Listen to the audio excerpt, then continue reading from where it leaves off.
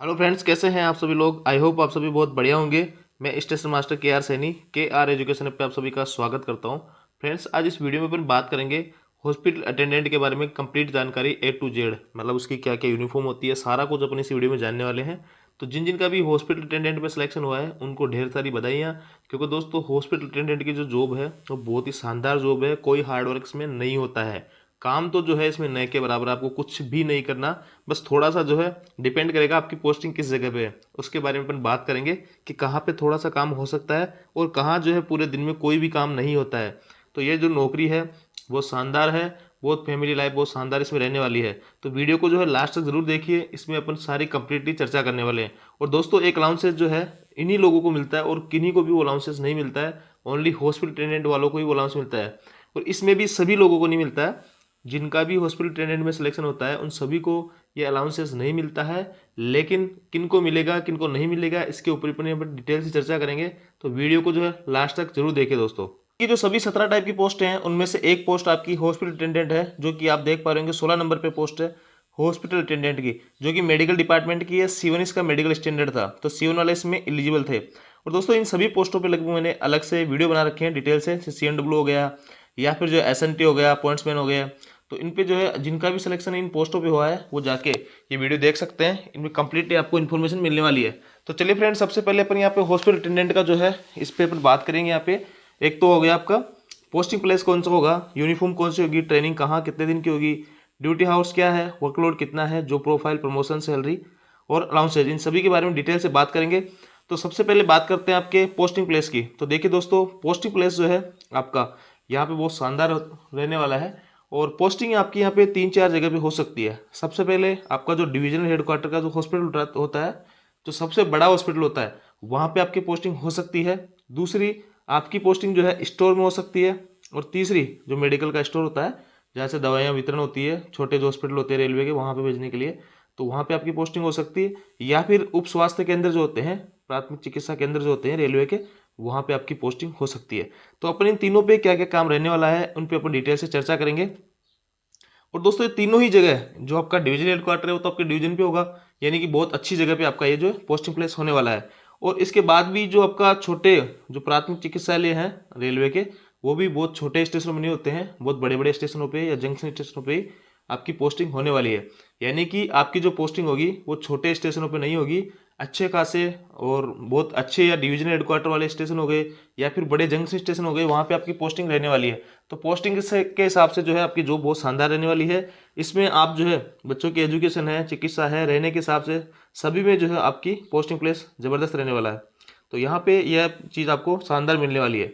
इसके बाद दोस्तों बात करते हैं यूनिफॉर्म की। तो देखिए, यूनिफॉर्म जो है आपकी यूनिक रहने वाली है, सबसे अलग यूनिफॉर्म है। आपकी जो यूनिफॉर्म रहेगी वो ग्रुप डी की जो 17 टाइप की पोस्टें हैं उन सबसे अलग रहेगी। यानी 16 टाइप की जो पोस्टें हैं उनमें तो फिर भी कॉमन जो यूनिफॉर्म मिल जाती है, लेकिन आपकी यूनिफॉर्म एकदम अलग रहेगी। और आपकी जो यूनिफॉर्म रहेगी मैं फोटो के माध्यम से दिखाना चाहूँगा, एकदम प्योर व्हाइट आपकी यहाँ पे यूनिफॉर्म रहने वाली है। यानी पैंट और शर्ट दोनों जो है व्हाइट कलर के रहेंगे। तो प्योर व्हाइट, जैसी गर्मियों में स्टेशन मास्टर की या ट्रेन मैनेजर की जो वो होती है ड्रेस यूनिफॉर्म, वैसी यूनिफॉर्म आपकी यहाँ पे रहने वाली है। बात करते हैं दोस्तों ट्रेनिंग की। तो देखिए, ट्रेनिंग आपकी यहाँ पे नहीं होती है, डायरेक्ट आपको पोस्टिंग दी जाएगी। तो इससे एक काम ये हो गया कि आपको यहाँ पे वेट नहीं करना पड़ेगा कि मेरा जब ट्रेनिंग में नंबर आएगा फिर मेरी ट्रेनिंग होगी और फिर मेरे को पोस्टिंग मिलेगी। आपको यहाँ पे डायरेक्ट पोस्टिंग मिलेगी दोस्तों। इसके बाद में ड्यूटी आवर्स की बात करते हैं। तो देखिए दोस्तों, ये जो 3 जगह मैंने आपको बताई थी पोस्टिंग प्लेस की, वहाँ पे अलग अलग, कहीं पे एक ही शिफ्ट लगती है, यानी जनरल शिफ्ट ही होती है, कहीं पे सारी को शिफ्ट आपको देनी पड़ेगी। तो देखिए, डिवीजनल हेडक्वार्टर भी जो हॉस्पिटल होते हैं आपके, बड़े हॉस्पिटल जो होते हैं डिवीजन पे, डिवीजन लेवल के, तो वहाँ पे आपकी शिफ्टों में ड्यूटी चलेगी 8-8 घंटे की। ये टाइम आपका 6 से 14, 14 से 22, 22 से 6 भी हो सकता है, या फिर 7 से 15, 15 से आपका 23 और 23 से सुबह 7, ये भी टाइम आपका हो सकता है। मतलब 8 घंटे आपको ड्यूटी देनी पड़ेगी प्रॉपर। और नाइट ड्यूटी भी आपको वहाँ पे देनी पड़ेगी, जो बड़े डिविजनल आपके हॉस्पिटल होंगे ना वहाँ पे। इसके बाद में स्टोर होगा, तो स्टोर में जो है आपकी वहाँ पे जनरल ड्यूटी रहती है, दिन दिन के अंदर ही ड्यूटी रहती है आपकी मैक्सिमम। और बाकी जो है इमरजेंसी में नाइट लगा सकते हैं, लेकिन जनरल ड्यूटी जो है दिन में रहेगी स्टोर के अंदर। इसके बाद में जो प्राथमिक चिकित्सालय होते हैं रेलवे के, जो जैसे कि गंगानगर में प्राथमिक चिकित्सालय है, हनुमानगढ़ में थोड़ा बड़ा है तो इस प्रकार जो है गंगानगर वाला जो है वहाँ पे डे के अंदर ही ड्यूटी रहती है। अगर आप वहाँ पे लगते हो तो आपकी जो ड्यूटी है दिन दिन में होगी, नाइट ड्यूटी आपकी वहाँ पे नहीं लगती है। तो इस प्रकार जगह के ऊपर डिपेंड करेगा कि आपकी जो है ड्यूटी कहाँ पे है, उस हिसाब से आपकी ड्यूटी यहाँ पे लगेगी। तो बड़े हॉस्पिटल में आप डिवीजन हेडक्वार्टर पे तो आपकी यहाँ पे शिफ्टों में ड्यूटी चलेगी। बाकी छोटे स्टेशन पे जहाँ पे प्राथमिक चिकित्सालय वगैरह होते हैं वहाँ पे रहोगे तो आपको डे ड्यूटी ही करनी होगी। इसके बाद दोस्तों इन केस इमरजेंसी, आप सभी को पता है इमरजेंसी अगर कुछ होती है तो रेलवे में सभी जो नौकरियां होती है उनकी 24 आवर्स की ड्यूटी मानी जाती है। जैसी कोई इमरजेंसी हो जाती है स्टेशन पे, मान लो कोई मतलब कोई व्यक्ति जो है एक्सीडेंट से मर जाता है या कुछ भी हो जाता है, तो आपको तुरंत डॉक्टर के साथ में वहाँ पे अटेंड होना होगा। डॉक्टर जहाँ जहाँ पहुँचेगा आपको वहाँ जाना होगा उसके साथ में। और दोस्तों जैसे कई बार ऐसा होता है ट्रेन आ रही है और उसमें कोई पेशेंट मतलब पाया जाता है या उसको मेडिसिन की रिक्वायर्ड होती है, तो फिर जो आपको जैसे ही सूचना मिलती है तो आप डॉक्टर के साथ में स्टेशन पहुंचोगे और उस मरीज को अटेंड करोगे। तो ये एक इमरजेंसी सर्विस हो गई। बाकी ऐसा जनरली होता नहीं, बहुत कम होता है। बाकी आपकी ड्यूटी जो है दिन दिन में रहने वाली छोटे हॉस्पिटलों पे। तो इस प्रकार आपका ड्यूटी रोस्टर, वहाँ पे जनरल ड्यूटी रहेगी जो छोटे स्वास्थ्य केंद्र होते हैं, और बड़े डिवीजन हेडक्वार्टर होते हैं वहाँ पे आपकी नाइट डे सब कुछ चलता रहेगा। नाइट ड्यूटी करोगे तो आपको नाइट अलाउंस मिलेगा, और नाइट ड्यूटी नहीं करोगे वहाँ पे नाइट अलाउंस आपको नहीं मिलेगा। तो इस प्रकार आपकी ड्यूटी यहाँ पे रहने वाली है। इसके बाद दोस्तों बात करते हैं वर्कलोड की। तो देखिए दोस्तों वर्कलोड यहाँ पे कुछ भी नहीं है। छोटे हॉस्पिटल्स जो होते हैं, जो प्राथमिक चिकित्सालय में आपको बता रहा हूँ, वहाँ तो बिल्कुल भी वर्कलोड नहीं होता। और आप सभी को पता है रेलवे हॉस्पिटल्स कितने हैं और रेलवे एम्प्लॉय कितने से हैं, उनकी फैमिली से अगर अपन जोड़े तो बहुत ज़्यादा संख्या यहाँ पे नहीं होती है, और हॉस्पिटल्स की संख्या बहुत ज़्यादा है। तो इसलिए पेशेंट जो है बहुत कम आते हैं।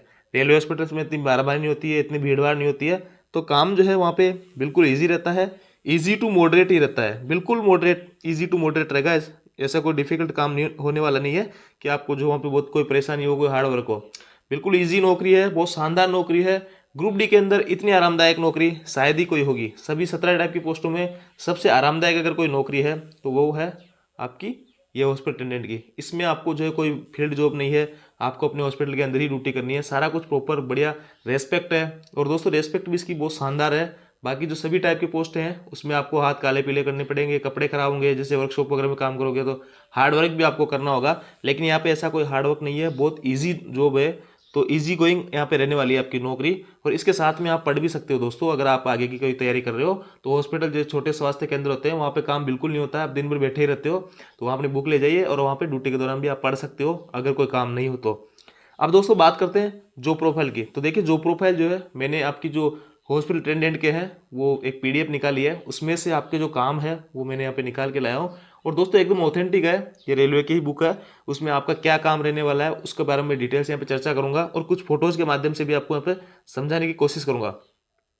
तो देखिए सबसे पहले तो आप जो है यहाँ पे, जैसे मैं अलग अलग हॉस्पिटल्स पे या स्टोर पे आपकी ड्यूटी अलग अलग रहने वाली है। जैसे मैं बात करता हूँ छोटे जो स्वास्थ्य केंद्र होते हैं, मैंने अभी आपको बताया था छोटा उप स्वास्थ्य केंद्र जो होता है, एक आपका डिवीजन हेडक्वार्टर हो गया, एक स्टोर हो गया, एक छोटा आपका प्राथमिक चिकित्सालय हो गया।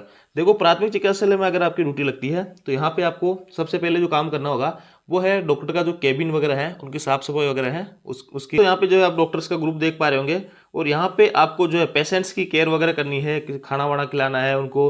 जैसे कि पेशेंट केयर, आपको पेशेंट केयर अलाउंस भी यहाँ पे मिलता है 4100 रुपये, जो कि यहाँ पे रेलवे में किसी भी जॉब को अलाउंसेस नहीं मिलता है। और ये हॉस्पिटल अटेंडेंट में भी सभी हॉस्पिटल अटेंडेंट्स को नहीं मिलता है, कुछ चुनिंदा लोगों को मिलता है, तो वो भी अपन आगे बात करेंगे। तो ये सारी कुछ पेशेंट्स की केयर करना है, उनको खाना वगैरह खिलाना है, खाना सर्व करना है, ये आपका काम यहाँ पे रहने वाला है। तो देखिए दोस्तों ये जो है हॉस्पिटल अटेंडेंट के कार्य आगे है। इसमें सबसे पहले जो काम रहेगा keep the ward furniture doors fitting, यानी आपको जो है जो भी आपका हॉस्पिटल का जो वार्ड है, जैसे कि मान लो हॉस्पिटल में आपका डॉक्टर जहाँ बैठता है उसके डोर वगैरह दरवाजे वगैरह हैं, उसकी चेयर हैं, टेबल वगैरह हैं, उनको आपको साफ करना है एकदम, है ना। और उसके बाद में जो है आपको दूसरा काम करना है वहाँ पे patients where there is no more, जहाँ पे नर्स वगैरह नहीं होती तो आपको पेशेंट्स की देख रेख करनी है वहाँ पे। और जो अगर जैसे कि डॉक्टर आपको बोले कि इसका टेम्परेचर ले लो या इसकी पल्स नाप दो, रेस्पिरेशन, मतलब ये सारे कुछ डॉक्टर आपको कोई इंस्ट्रक्शन दे तो वो आपको यहाँ पे काम करना होगा। और इसके बाद दोस्तों आपको डॉक्टर और जो भी नर्स होगी उनकी हेल्प करनी होगी ड्रेसिंग सर्जरी, जैसे कि कहीं पे किसी के चोट वगैरह लगी है तो उसको पट्टी वगैरह करने में, सब में आपको यहाँ पे डॉक्टर नर्सेज की यहाँ पे आपको हेल्प करनी होगी। साथ ही दोस्तों यहाँ पे अगर कोई जैसे कि रेलवे हॉस्पिटल में कोई रेलवे एम्प्लॉय आता है तो वो उम्मीद कार्ड लेके आता है, तो उस उम्मीद कार्ड की जो है एंट्री वहाँ पे करनी होती है। एक रजिस्टर लगा रखे होते हैं, ये सभी जगह होता है, चाहे आपका छोटा स्वास्थ्य केंद्र हो या फिर आपका डिवीजन लेवल का हॉस्पिटल हो, वहाँ पे सभी पे एक रजिस्टर मेंटेन किया जाता है। उसमें आपके उम्मीद कार्ड के नंबर डाले जाते हैं और आपने कौन कौन सी मेडिसिन ली, आपके क्या सारे कुछ इसमें डिटेल से लिखा जाता है।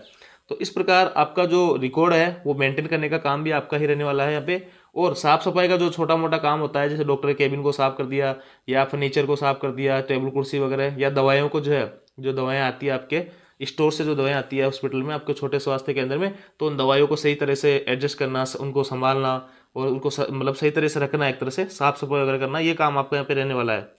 इसके बाद में दोस्तों serve food and drink to the patients को जो है भोजन पानी वगैरह सारा कुछ आपको सर्व करना है। वैसे सारे कुछ कैंटीन वगैरह से आएगा, लेकिन आपको ये इनको खिलाना होगा। छोटे स्टेशनों पे या छोटे जो प्राथमिक चिकित्सा केंद्र होते हैं वहाँ पे ये काम नहीं होता है, क्योंकि पेशेंट से वहाँ पे एडमिट करने के जैसा कोई काम होता ही नहीं है। वहाँ पे हल्की फुल्की कोई दवाई देते हैं, किसी को बुखार है या और कोई छोटी मोटी चोट वगैरह लगी है तो उसकी पट्टी वगैरह कर देते हैं। बाकी ऐसा नहीं होता कि वहाँ पे आप जो पेशेंट्स को एडमिट कर सकते हो, ऐसा नहीं होता है छोटे जो स्वास्थ्य केंद्र होते हैं।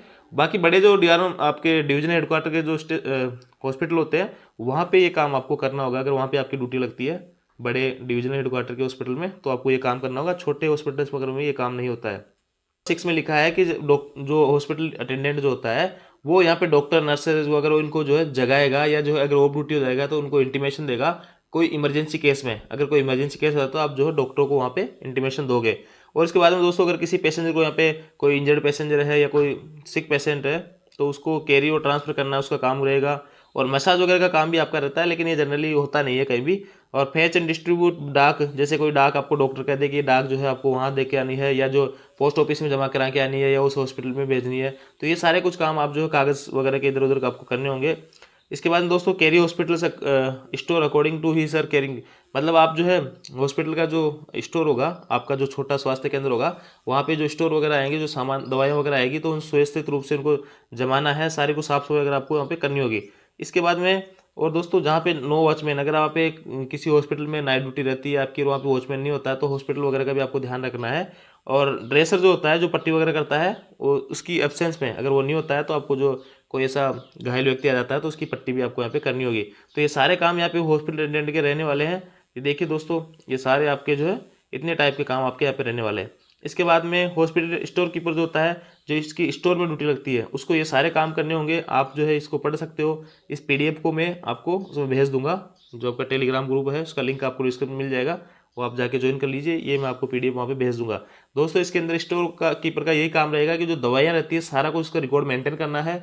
जैसे किस हॉस्पिटल में कितनी दवाइयाँ भेजी जा रही है, और आपके पास में जो रेलवे से आती है वो कौन कौन सी दवाइयाँ आई है, कि उनका वितरण कैसे रहा, डिस्ट्रीब्यूशन कैसे रहा, कौन से हॉस्पिटल में कितनी सारी दवाई दी है, कितनी पेंडिंग है, ये सारा कुछ रिकॉर्ड आपको यहाँ पे मेंटेन करना होगा।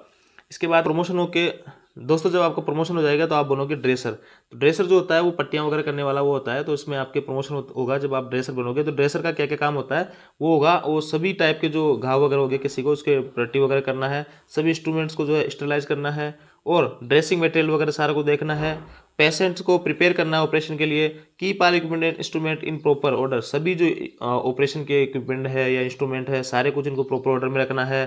Prepare and apply splat plaster वगैरह करना है, किसी के बैंडेज वगैरह बांध दिए, सारा कुछ काम आपको यहाँ पे देखना होगा। और carry out any other duties assigned by he sir supervisor, यानी आपका जो सुपरवाइजर यहाँ पे बताएगा वही काम आपको यहाँ पे करना होगा। तो ये सारे कुछ काम जो है ड्रेसर के रहने वाले हैं। इसके बाद दोस्तों देखते हैं यहाँ पे प्रमोशन। तो देखिए आप जब लगोगे सबसे पहले तो हॉस्पिटल अटेंडेंट लगोगे, तो हॉस्पिटल अटेंडेंट में आपकी जो हॉस्पिटल अटेंडेंट लग जाओगे या हाउसकीपर लग जाओगे, ये सभी पोस्टें जो है 1800 ग्रेड की है, लेवल फर्स्ट में आएगी। पहला प्रमोशन होगा वो ड्रेसर थर्ड में होगा, और 19,900 आपका बेसिक रहेगा लेवल 2 में। उसके बाद लेवल 3 में 25,500 आपका बेसिक रहेगा, और फिर आप जो है लेवल 5 में 29,200 आपका बेसिक रहेगा। दोस्तों यहाँ पे प्रमोशन बहुत धीमे होते हैं, लगभग एक प्रमोशन होने में 5 से 7 साल यहाँ पे लग जाते हैं। तो इसलिए आपको यहाँ पे 2800 ड्रेसर फर्स्ट तक पहुँचने में आपको जो है रिटायरमेंट के करीब आप पहुँच जाते हो, और यही आपका यहाँ पे लास्ट प्रमोशन होता है अगर आप कोई एग्जाम वगैरह नहीं देते हो तो रेगुलर प्रमोशन में आप लेवल 5 ड्रेसर फर्स्ट तक पहुँच सकते हो। इसके बाद में यहीं ब्लॉक हो जाते हो और यहीं से आप रिटायर हो जाओगे। दोस्तों प्रमोशन बहुत धीमे है, इसमें एक सबसे बड़ी कमी यही है, बाकी जॉब जो है शानदार है। अब आपको जो हेल्थ इंस्पेक्टर बनना है या फार्मासिस्ट बनना है, तो आपके पास में यहाँ पे नर्सिंग की डिग्री अगर होगी तो आप डिपार्टमेंटल एग्जाम देके, जो कि LDCE की वैकेंसी आती है आपके डिपार्टमेंट के अंतर्गत भी आती है, और GDC वगैरह में भी कई बार आ जाती है। तो इस प्रकार आप जो है अगर आपके पास नर्सिंग वगैरह की डिग्री होगी तो आप डिपार्टमेंटल एग्जाम LDC के थ्रू यहाँ पे हेल्थ इंस्पेक्टर बन सकते हो, फार्मासिस्ट बन सकते हो, और नर्सेज वगैरह की काफ़ी सारी वैकेंसीज आती है तो उनमें आप लग सकते हो। लेवल 6 में आपके 4200 ग्रेड की जॉब मिलेगी, 35,400 आपका बेसिक रहेगा। इसके बाद में आपका जो प्रमोशन होके अगर HI लगते हो तो आप यहाँ पे CHI बन जाओगे, जो कि लेवल 7 की है, 44,900 आपका बेसिक रहेगा। और CHI चीफ हेल्थ इंस्पेक्टर आप यहाँ पे बन सकते हो। तो इस प्रकार आपका LDC के थ्रू प्रमोशन लेने के चांसेस बनते हैं। और अगर आप इसके लिए आपके पास में नर्सिंग वगैरह की डिग्री होनी चाहिए। और दोस्तों GDC वगैरह के एग्जाम देके आप यहाँ पे और दूसरे डिपार्टमेंट में जा सकते हो, जैसे JEE बन सकते हो, स्टेशन मास्टर बन सकते हो, ट्रेन मैनेजर बन सकते हो, किसी भी पोस्ट पे आप जा सकते हो GDC के थ्रू। चाहे आपके पास में JEE और LP के लिए टेक्निकल डिग्री होनी चाहिए, और इन सब के लिए बाकी TM के लिए, ट्रेन मैनेजर के लिए, स्टेशन मास्टर के लिए, इनके लिए आपके पास में ग्रेजुएशन होनी चाहिए। तो इस प्रकार आप जो है किसी भी पोस्ट पे आगे आप प्रमोशन एग्जाम देके प्रमोशन पा सकते हो। बाकी आप जो रेगुलर प्रमोशन से तो ओनली यहाँ पे लेवल 5 तक ही पहुँच पाओगे। और प्रमोशन बहुत, हर प्रमोशन में 5 से 7 साल या 10 साल भी यहाँ पे लग सकते हैं। तो धीमा प्रमोशन होता है इसके अंदर दोस्तों। और इसके बाद में दोस्तों बात करते हैं आपके सैलरी की। तो देखिए सैलरी इनको बहुत अच्छी खासी मिल जाती है। एक अलाउंस इनको मिलता है पेशेंट केयर अलाउंस, जो कि सभी रेलवे एम्प्लॉयज से अलग इनको मिलता है। और वो पेशेंट की केयर यही लोग करते हैं हॉस्पिटल में, इसलिए इनको ये मिलता है। और स्टोर कीपर जो होता है उसको ये अलाउंसेस नहीं मिलता है। देखिए दोस्तों बेसिक जो होगा सभी का 18,000 है, इनका भी 18,000। DA रहेगा 42%, 7,560 हो गया। TPA 900 प्लस DA 1,278 रुपये। HRA 1,620, 3,240, 4,860। ये सिटी के हिसाब से डिपेंड करेगा, XYZ के हिसाब से। X में हो तो 4,840, Y में हो तो 3,240 और Z में हो तो 1,620। यानी 9%, 18% और 27% के हिसाब से आपको HRA यहाँ पे मिलेगा। तो मैक्सिमम जो आपकी पोस्टिंग होने वाली है वो Z या Y क्लास सिटी में होगी, तो आपका या तो 3,240 बनेगा या फिर 1,620 HRA यहाँ पे बनेगा। नाइट ड्यूटी करते हो तो 2-3 हज़ार आपका नाइट अलाउंस मिल जाता है। और दोस्तों ये PT अलाउंस होता है पेशेंट केयर टेकर, तो ये जो है आपको यहाँ पे 4100 रुपये बहुत अच्छी खासी अमाउंट यहाँ पे मिलती है दोस्तों। और ये अलाउंस है जो है ओनली जो हॉस्पिटल्स में काम करते हैं उन्हीं हॉस्पिटल अटेंडेंट को मिलेंगे। जो स्टोर में काम कर रहा है उसको यहाँ पे ये अलाउंसेस नहीं दिए जाते हैं। तो PT अलाउंस जो है हॉस्पिटल वालों को ही मिलेगा। इसके बाद में दोस्तों नेशनल हॉलीडे 380 रुपये के लगभग जो है आपका NH के दिन ड्यूटी करोगे तो मिलेगा। और 12 दिन के जो है NH आते हैं पूरे साल में, तो 12 दिन अगर आप ड्यूटी करते हो NH के दिन तो 380 रुपये पर डे आपके हिसाब से मिल जाएंगे पर NH के हिसाब से। ड्रेस अलाउंस सभी को 5,000 मिलते हैं, इनको भी 5,000 मिलेंगे। और ग्रोस सैलरी जो होती है दोस्तों 33 से 38,000 रुपये हो जाती है। इन हैंड सैलरी आपकी जो है 30-32,000 रुपये इन हैंड आपको मिल जाएंगे। तो बहुत अच्छी खासी अमाउंट आपको मिलने वाली है। तो इस प्रकार आपकी सैलरी बहुत शानदार रहने वाली है। प्रमोशन के चांसेस मैंने आपको बता दिए। तो आई होप दोस्तों ये जो वीडियो है आप सभी लोगों को काफ़ी अच्छा लगा होगा। और वीडियो आपको अच्छा लगा हो तो वीडियो को लाइक करें, वीडियो को दोस्तों के साथ शेयर करें और चैनल को सब्सक्राइब करो अगर नए हो तो। और दोस्तों हमारा टेलीग्राम ग्रुप जिसका लिंक आपको डिस्क्रिप्शन में दिया हुआ है वो भी आप जाके ज्वाइन कर सकते हो। Thank you.